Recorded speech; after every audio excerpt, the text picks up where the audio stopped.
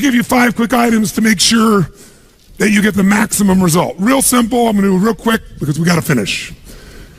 The difference in people, the difference in performance, the difference in the final result, the outcome, is it usually dependent upon skill? Is that what makes one person better than another? Yes or no? How many have seen someone with unbelievable innate skill get wiped out by an athlete, a person, a business individual who clearly had less skill? How many have seen this happen? Say I. It's our ability to maximize. We said on day 1, leaders are what transform organizations. You want to grow this company, you want to transform this company, leaders do it. A leader doesn't mean everybody else follows you. It just means that you have a higher what? A higher standard than anybody else does. What will make you the leader is when you have a higher expectation, not of other people. Anybody can do that. Of whom? Of yourself. So if you want to know what does it take to take things to the highest level, what's going to take to change my business permanently, not temporary, you can go home and you can install some of these strategies, skills, tactics, tools, insights, and see a significant change. But if that change is going to be a lasting company of value that keeps growing, then the things you've learned here have to become the standard for your organization, not something you did for a period of time. Whenever you look at somebody and say, why are they more successful than anybody else? It's always because of step 1, they've raised their standard. If you go back home and you want to change your life in any way, personally, professionally, or your company, as boring as it sounds, as stupid as it ain't it sounds, you might say, I spent all this time, this energy, this money, and you're going to tell me to raise my standards? Yes. Because even though that's not sexy, it is the only thing that creates lasting change. You can go on a diet and you can lose weight, but what will that person eventually do? They'll go where? Back, unless they raise their standard. Now that sounds so trite and stupid and positive thinky or old school, but the truth is it's the truth. So maybe I can language it in a way that's more compelling to you or more simple. What does it mean when we say raise our standards? It means you turn your shoulds into musts. The difference in people is that they turn their shoulds into musts. The things that you used to say I should do, you do your shoulds when it's convenient, when it's comfortable, when it goes your way.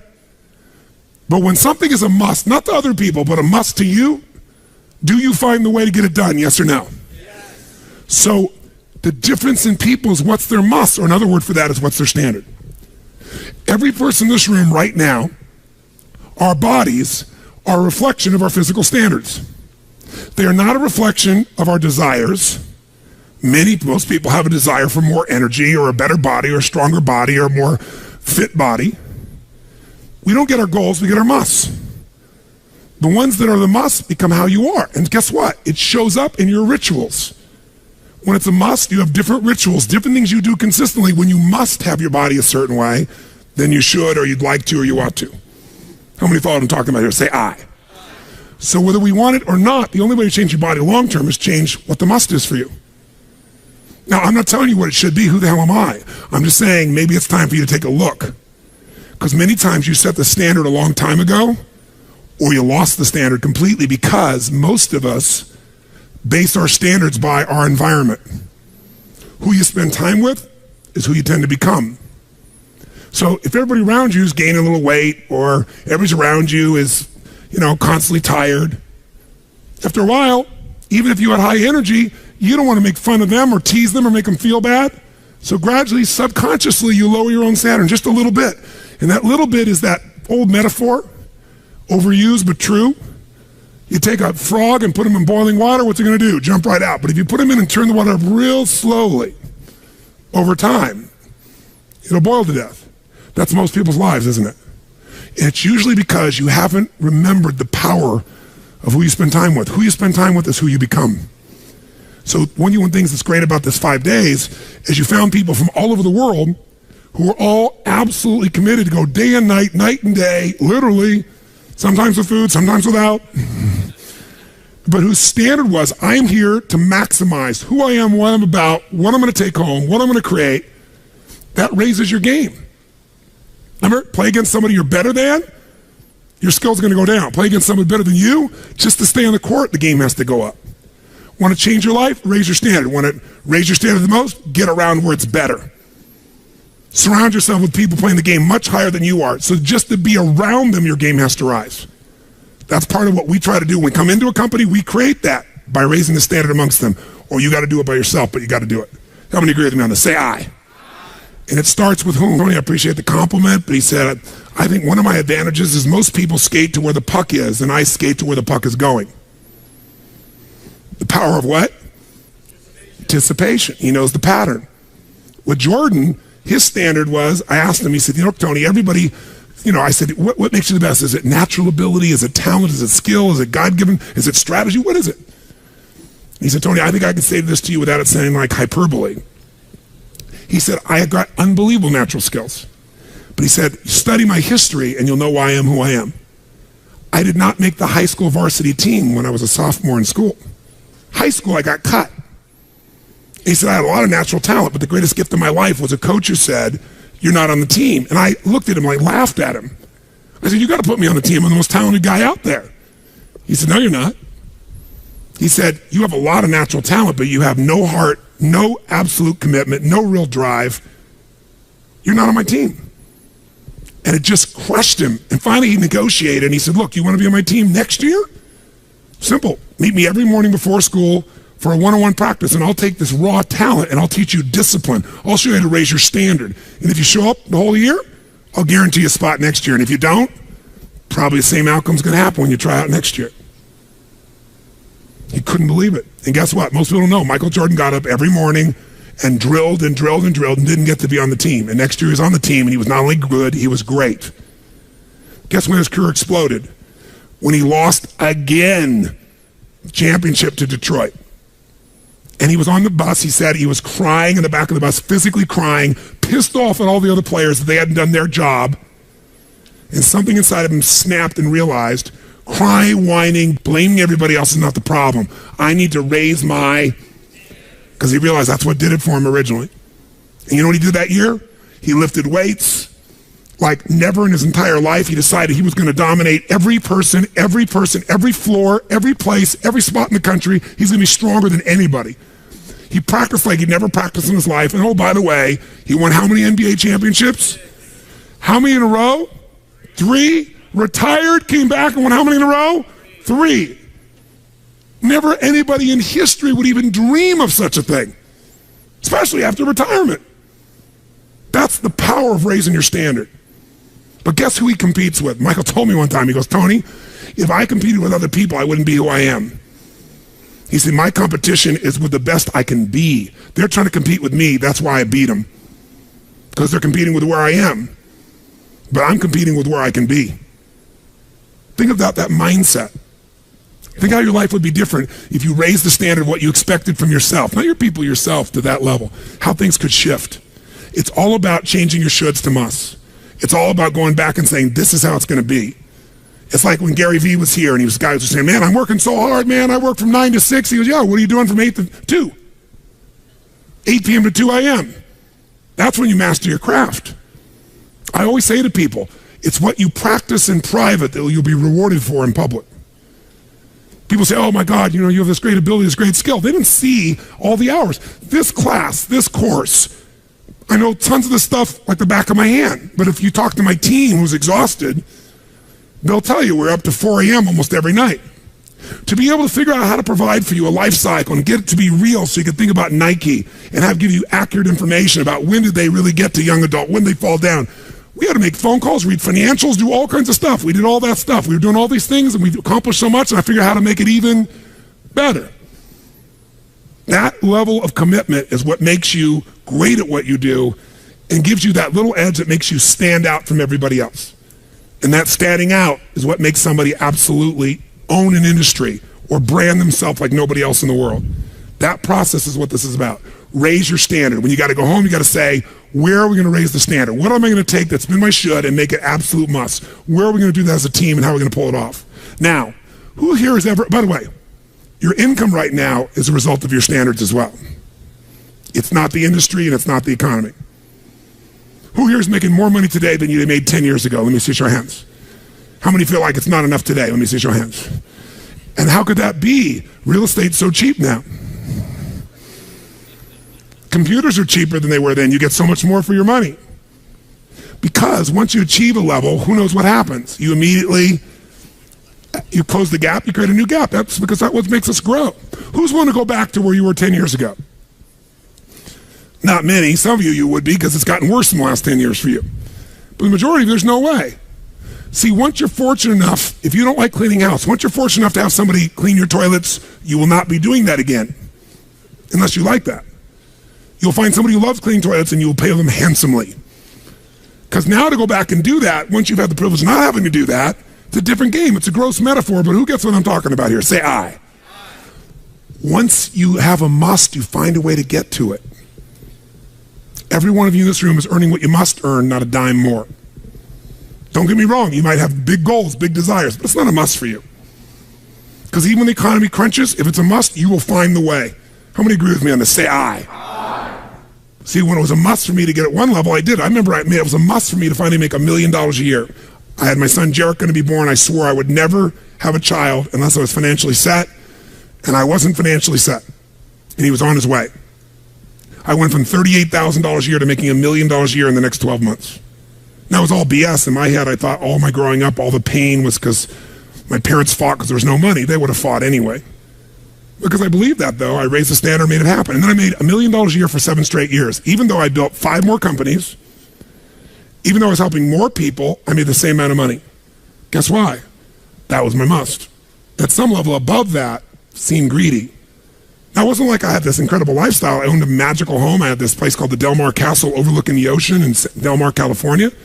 But I was on the road, staying at the Ramada Inn in Milwaukee with shag carpeting and smelly, dead animals on the wall on my birthday. And my maid, she's back at home in the castle going, "Oh, Mr. Robbins, happy birthday. Oh, I can't help thanking you. It's so wonderful. Oh, Mr. Robbins, it's so beautiful here. I was sitting out in the jacuzzi overlooking the ocean. Oh, yes. Oh, I've lost 22 pounds. I can't tell you. It's been so amazing. I get on your Stairmaster and I watch Oprah. I love your gym, Mr. Robbins." And I'm thinking, she's got a multi-million-dollar lifestyle. How many can relate to this in some way, right? So I went from 38,000 to $1 million, so I changed my income. It became an absolute what? It was nothing about money. It was about growing. Because I knew to make more, I'd have to help more people. I'd have to expand. And I came with this goal. I wanted to feed all the people in San Diego that were homeless. First, my goal was 1/3 of the homeless people. And then my goal was everybody. I said, if I can go from 38,000 to $1 million, I should be able to go from $1 million to $3 million in 3 years. And I did it in 12 months. I found the why. I found the reasons. I got a different RPM. But it became a must for me, not a should. You're meeting your must, my friends. Maybe it's time to change your must. Some people's must is to survive. Some people's must is to be okay. Some people's must is to have freedom. Some people's must is to have more than they could possibly spend. Some people's must is take care of everybody around them. Whatever your must is, you're going to get it. When you leave here, get clear on your must. Or raise your what? Step 2, real fast. I'm going to do it real fast. Who here's ever raised the standard and you get out there and you go, I'm going to go do this, and I'm committed. I'm going to change this. I'm going to make that happen. I'm going to lose 50 pounds. I'm going to take my company to the next level. And you're all excited. And then all of a sudden this voice in your head goes, who are you kidding? Who's ever had one of these? Raise your hand. Say I. So once you raise your standard, you got to get certainty behind it. You can sustain it. And that means you got to change your limiting beliefs. You got to change your limiting beliefs. And who has limiting beliefs, by the way? Who? Everyone does. So you got to become aware of it and you got to destroy it. Now, how to do that? Honestly, if you've been to the UPW, you know how. If you haven't, come join me in San Jose or someplace else. And who has limiting beliefs, by the way? Who? Everyone does. So you got to become aware of it and you got to destroy it. Now, how to do that? Honestly, if you've been to the UPW, you know how. If you haven't, come join me in San Jose or someplace else and come through the experience. When you change your limiting belief, everything changes. Because as you believe, so is it done unto you. If you believe you're right, or you believe you're wrong, you're right. Because whatever you're certain about, you find a way to support it. I always teach people to exercise. Try this. And if you know it, do it fresh. Look in this room real fast for everything that's brown in this room. I'm going to give you a test. What's brown? Quick, look for brown, look for brown, look for brown. Brown hair, brown clothing, brown. Close your eyes. Tell me everything you saw in this room that's red. Raise your hand if you see more brown in your head than red and say I.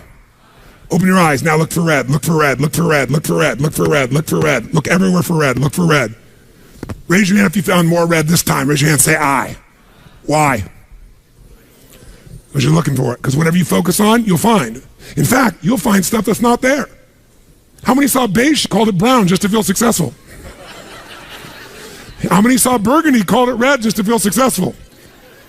See, once you believe something is a certain way, out of your need for certainty, you'll change things to meet that belief. Let me show you in 2 seconds flat why the rich get richer and the poor get poorer. I call it the success cycle, real fast. Draw yourself 4 squares, put them up on the screen here. You'll see, as I do this, take a quick look. You'll notice you've got the word potential up in the left-hand square. Up in the right-hand square is the word action. Bottom right is the word results. Bottom left is the word belief, or another word for that would be a sense of certainty. Potential, action, belief, results. And notice there's arrows in a clockwise fashion where they just keep feeding each other over and over and over again. So again, it's potential, action, results, belief, or another word for that would be certainty.